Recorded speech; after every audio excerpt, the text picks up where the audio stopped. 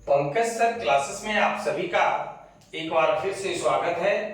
हम लोग ऊर्जा के स्रोत सोर्सेस ऑफ एनर्जी चैप्टर पढ़ रहे हैं।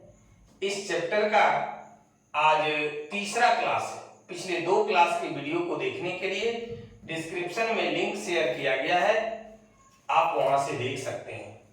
आज का जो टॉपिक है, आज का जो प्रश्न है वो काफी इंपॉर्टेंट है। आइए देखें। पहला जो प्रश्न है आज का कि जीव द्रव्यमान किसे कहते हैं, बायोमास किसे कहते हैं, क्या है। आइए, बहुत ही सरल भाषा में आंसर दिया गया है, आपको यही याद हो जाएगा। वीडियो के अंत तक बने रहें, कोई भी प्रश्न भारी नहीं लगेगा, ये मैं आपको विश्वास दिलाता हूं। क्योंकि हमारा सिद्धांत ही है कि अगर हम पढ़ा दिए और वो भारी लग गया तो मेरा पढ़ाना बेकार है, मेरा समझाना और बताना बेकार है। आइए देखें कि पौधों तथा जंतुओं के शरीर में उपस्थित पदार्थों को जीव द्रव्यमान कहते हैं। क्या हम लोगों ने पढ़ा कि पौधों और जंतुओं के शरीर में जो भी पदार्थ विद्यमान है, सारा का सारा क्या कहलाता है, जीव द्रव्यमान कहलाता है, बायोमास कहलाता है। अब है कि इसका यहां क्यों इस्तेमाल किया गया, ये टॉपिक आपके चैप्टर में क्यों लाया गया। जैसे में लकड़ी, कृषि अपशिष्ट, लकड़ी तो हम लोग समझ रहे हैं, कृषि अपशिष्ट क्या है। हम लोग अगर खेती करते हैं तो उसमें अपशिष्ट के रूप में फसल का जो उत्पादन होता है, हम लोग अनाज प्राप्त कर लेते हैं, और अनाज के अलावे जो भी प्राप्त होता है उसको कृषि अपशिष्ट कहा जाता है। जैसे धान तो हम लोग प्राप्त कर लिए, धान से चावल निकाल लिए, इसके अलावे जो भी है, चाहे वो भूसा है, चाहे आपका पुआल है, वो सारा का सारा क्या कहलाएगा, कृषि अपशिष्ट कहलाएगा। गेहूं अगर उत्पादन किए तो गेहूं आप अनाज ले लीजिए, और उसके अलावे जो भी बचता है उसका भूसा जो भी बोलते हैं, वो सब का सब कृषि अपशिष्ट है। इसके बाद भी पेड़ पौधों का से भी जो हमें उसका टहनी, डाली, जो भी लकड़ी प्राप्त होता है, सब आपका जीव द्रव्यमान ही है। गोबर से हम लोग क्या प्राप्त करते हैं, गोईठा प्राप्त करते हैं, और इसका इस्तेमाल किस रूप में करते हैं, ईंधन के रूप में करते हैं, जलावन के रूप में करते हैं। अब है कि जीव, वही बात लिख भी दिए हैं कि जीव द्रव्यमान का उपयोग ईंधन के रूप में किया जाता है। जीव द्रव्यमान ऊर्जा का नवीकरणीय स्रोत है, यानी अगर हम इन सब पदार्थों का इस्तेमाल करके दूसरा पदार्थ भी, माने नया पदार्थ भी या फिर से हमें प्राप्त हो जाएगा। एक बार आप गोईठा को जला दिए, फिर से हमको मवेशी से जो गोबर प्राप्त होता है उससे हम गोईठा प्राप्त कर सकते हैं आसानी से। तो जीव द्रव्यमान यानी बायोमास जो है वो ऊर्जा का नवीकरणीय स्रोत है, यानी समाप्त नहीं होने वाला स्रोत है, पुनः प्राप्त हो जाता है। अगला जो प्रश्न है वो है कि चारकोल क्या है। चारकोल क्या है, चारकोल किसे कहते हैं। आइए, ऑक्सीजन की सीमित आपूर्ति में लकड़ी को जलाने पर लकड़ी में मौजूद पानी और वाष्पित पदार्थ के निकलने के पश्चात बचे पदार्थ को चारकोल कहते हैं। हमको लगता है जो हमने पढ़ा आप लोगों को समझ में नहीं आया। आइए समझते हैं। बिल्कुल ही चारकोल आसान है, सबके घर में इस्तेमाल होने वाला पदार्थ है, हम लोग उपयोग भी करते हैं। लकड़ी को जला दिए, लोग खाना बना लेता है, और खाना बनाने के बाद जब आप आग को बुझा देते हैं, बुझाने के बाद क्या प्राप्त होता है, जो पदार्थ प्राप्त होता है क्षार के अलावे, लकड़ी वाला कोयला जिसको बोलते हैं, वही क्या है, चारकोल है। अब लकड़ी से जो प्राप्त कोयला है उसको हम लोग चारकोल कहते हैं, जबकि अस्थि से, हड्डी को भी अगर जलाइएगा, अस्थि को भी जलाइएगा तो उससे भी चारकोल प्राप्त होता है और उसको हम लोग अस्थि चारकोल कहते हैं। इसका इस्तेमाल ऊर्जा प्राप्त करने में करते हैं। अमूमन लोग भुट्टा पकाने में करते हैं, हम समझाने के दृष्टिकोण से कहते हैं कि और इसके अलावे भी इससे काम होता है। तो चारकोल फिर से समझ लिया, अब ज्यादा समझ में आएगा कि ऑक्सीजन की सीमित आपूर्ति में लकड़ी को जलाने पर लकड़ी में जो मौजूद पानी है और वाष्पशील पदार्थ जो है वो भाप बन करके, वाष्प बन करके निकल गया। निकलने के बाद जो बचा पदार्थ है उसी को चारकोल कहते हैं। चारकोल की विशेषता क्या है? चारकोल बिना लौ के जलता है, बिना फ्लेम का जलता है, अपेक्षाकृत धुआं रहित होता है, इसमें धुआं कम निकलता है। लकड़ी अगर जलाइए और लकड़ी का चारकोल जलाइए, दोनों में क्या होता है कि लकड़ी में धुआं ज्यादा निकलता है, जबकि लकड़ी वाला जो कोयला जिसको चारकोल कहते हैं विज्ञान की भाषा में, उसमें आपको अपेक्षाकृत धुआं कम निकलते हुए दिखाई पड़ेगा। अगला जो इसका विशेषता है कि चारकोल में उच्चतर ऊष्मा उत्पादन क्षमता होती है। क्या होती है कि चारकोल में ज्यादा ऊष्मा, ज्यादा हीट देने की क्षमता होती है, ज्यादा ऊर्जा हमें प्राप्त होती है। अब आइए, बहुत ही अच्छा प्रश्न है कि जल विद्युत की हानियां को लिखें। जल विद्युत की सीमाएं को लिखें, लिमिट्स को लिखें कि आखिर जल विद्युत संयंत्र द्वारा हमें जल विद्युत तो प्राप्त होती है, जल विद्युत से क्या लाभ होता है, इसको हम लोगों ने पिछले क्लास में देखा। तो जल विद्युत से कुछ हानियां भी होती है। क्या है हानियां?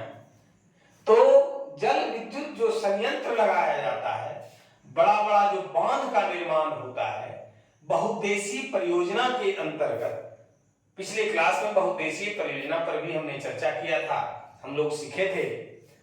तो उससे कुछ हानियां भी होती है, नुकसान भी होता है। आइए, प्रकृति का भी ये नियम है कि जहां फूल है वहीं कांटा भी है, जहां लाभ है वहीं हानि भी है, जिसमें गुण है उसमें दोष भी है। यहां भी जल विद्युत संयंत्र से लाभ हम लोग पिछले क्लास में देखे थे। आइए, कुछ हानियां भी होती है, उस पर भी चर्चा करें कि सिर्फ सीमित संख्या में पहाड़ी भूभागों पर बांध बनाए जा सकते हैं। आप कहिए कि हर जगह हम बहुउद्देशीय परियोजना, नदी घाटी परियोजना, बड़ा बड़ा बांध बना करके बिजली उत्पादन कर लें या परियोजना का निर्माण कर लें, ऐसा संभव नहीं है। ये कुछ खास विशेष स्थान पर, पहाड़ी क्षेत्रों में ही इस तरह का परियोजना, बहुउद्देशीय परियोजना, नदी घाटी परियोजना का निर्माण किया जा सकता है, सब जगह नहीं कर सकते हैं। दूसरा जो है कि बांध के कारण कृषि योग्य भूमि और मानव निवास के बड़े क्षेत्र को त्यागना पड़ता है, इसलिए कि वह स्थान क्या होता है, जलमग्न हो जाता है। ऊंचा बांध बना देने से बांध के ऊपरी इलाके में अथाह जलराशि जमा हो जाती है और विशाल भूभाग पर, विशाल क्षेत्र में जल जमाव की स्थिति उत्पन्न हो जाती है। और जहां तक जल जमाव की स्थिति उत्पन्न होती है वहां से कम दो समस्या उत्पन्न होती है कि उस क्षेत्र में कृषि नहीं हो पाता है, और दूसरा है कि वास स्थान जो पहले से लोग बसे हुए होते हैं उनका वास स्थान उजड़ जाता है, उनको दूसरे जगहों पर बसने के लिए मजबूर होना पड़ता है। वही कह रहे थे कि बांध के कारण कृषि योग्य भूमि और मानव निवास के बड़े क्षेत्र को त्यागना पड़ता है, इसलिए कि वह स्थान जलमग्न हो जाता है। तीसरा जो पॉइंट है कि जलमग्न वनस्पति, आइए भाई इंपॉर्टेंट क्वेश्चन है, मतलब पॉइंट है कि जलमग्न वनस्पति जलमग्न वनस्पति अनोक्सी शर्तों के अधीन सड़ती है। अनोक्सी शर्तों के अधीन सड़ने का मतलब हुआ कि वहां एब्सेंस ऑफ ऑक्सीजन है, ऑक्सीजन की अनुपस्थिति वो सड़ती है। और इस परिस्थिति में मेथेन जो है वो बहुत अधिक मात्रा में उत्पन्न होती है। हम लोगों ने पिछले क्लास में देखा कि मेथेन एक ग्रीन हाउस गैसें हैं। इससे क्या होता है, ग्रीन हाउस प्रभाव उत्पन्न होता है, तापमान में वृद्धि होती है, जो कि हम लोगों के लिए नुकसानदेह है। ये भी एक इनका हानियां है। अगला है कि बड़े बांधों के निर्माण होने के कारण विस्थापित व्यक्तियों के संतोषजनक पुनर्वास की समस्या उत्पन्न होती है। बड़े बांध बना दिए, अब वहां जिस तरह का उनका उपजाऊ जमीन था या जिस तरह से वास स्थान था, उनके मन माफिक पुनर्वास की व्यवस्था नहीं हो पाती है और कभी कभी लोग उस पूरे इलाके के आंदोलनरत हो जाते हैं। जैसे गंगा नदी पर टेहरी बांध परियोजना बनाया गया और टेहरी बांध परियोजना के बनाने के बाद आंदोलनरत हो गए सारे लोग उस इलाके के। नर्मदा नदी पर सरदार सरोवर बांध परियोजना बनाया गया, जिसके चलते वहां के भी लोग जो है आंदोलनरत हो गए, जिनके नेतृत्व करता थी मेधा पाटेकर जो समाज सेवी हैं। तो इस तरह का भी घटना दुर्घटना, इस तरह की भी समस्याएं बांध परियोजना के बनाने से होता है। ये इससे होने वाली हानियां को हम लोगों ने देखा। अब आइए एक बहुत ही इंपॉर्टेंट क्वेश्चन है कि बायोगैस क्या है। बायोगैस क्या है, बहुत ही महत्वपूर्ण प्रश्न है और ये ऑब्जेक्टिव में बराबर पूछा जाता है और सिर्फ बोर्ड एग्जाम के लिए ही नहीं बल्कि कॉम्पिटिटिव एग्जाम में भी ये पूछा जाता है। आइए कि बायोगैस क्या है इसको जरा देखें। सबसे पहले ये जानें कि बायोगैस संयंत्र के द्वारा बनाया जाता है। अब बायोगैस संयंत्र क्या है, तो बायोगैस संयंत्र ग्रामीण इलाकों में जहां की मवेशियों की संख्या अधिक होती है और आसानी से बायोगैस संयंत्र चलाने के लिए और कहिए या उससे जो निर्माण करते हैं उसका सारा अवयव, सारा फैक्टर ग्रामीण इलाकों में मौजूद होता है। मुख्य रूप से जो मवेशियों के द्वारा गोबर प्राप्त होता है उस गोबर का घोल बना करके बायोगैस संयंत्र में डाल दिया जाता है और उससे हमें बायोगैस प्राप्त होता है और उस संयंत्र को चलाने के लिए भी अलग से कोई ईंधन की आवश्यकता नहीं होती है। इसी बायोगैस से वो संयंत्र भी चलता है। तो ये हम लोगों ने देखा कि बायोगैस संयंत्र से बायोगैस प्राप्त होता है। अब बायोगैस क्या है, आइए टू द पॉइंट पर। तो मेथेन जिसका सूत्र CH4 होता है, कार्बन डाइऑक्साइड CO2 सूत्र होता है, हाइड्रोजन का H2 होता है और हाइड्रोजन सल्फाइड H2S के मिश्रण को बायोगैस कहते हैं।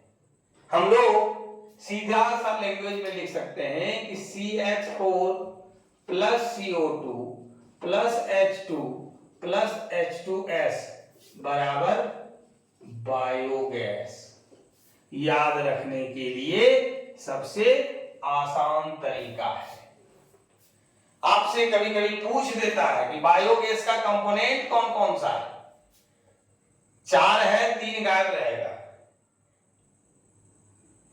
3 रहेगा, 1 गायब रहेगा, कौन सा है बताइए। मेथेन दे देगा, CO2 दे देगा, हाइड्रोजन सल्फाइड दिया, इसके अलावा पूछेगा और कौन है, तो आपको जवाब देना हाइड्रोजन। इसलिए प्रॉपर वे में चारों याद रखिए कि बायोगैस जो है वो मेथेन, कार्बन डाइऑक्साइड, हाइड्रोजन और हाइड्रोजन सल्फाइड से के मिश्रण को कहते हैं। अब इस मिश्रण में भी 75% तक मेथेन होता है। सबसे ज्यादा कौन होता है, मेथेन होता है 75%। रेस्ट जो 25% में आपका CO2 है, हाइड्रोजन है और हाइड्रोजन सल्फाइड होता है। और यह उत्तम ईंधन है जो बिना धुआं दिए, है ना, बिना धुआं के ही जलता है। तो हम लोगों ने देखा कि बायोगैस भी एक क्या है, ईंधन है, ऊर्जा का स्रोत है, और ये भी नवीकरणीय स्रोत है, क्योंकि ये पुनः हमें इसको प्राप्त कर सकते हैं, ये समाप्त होने वाला नहीं है। इसलिए पूरा वीडियो देखे हैं।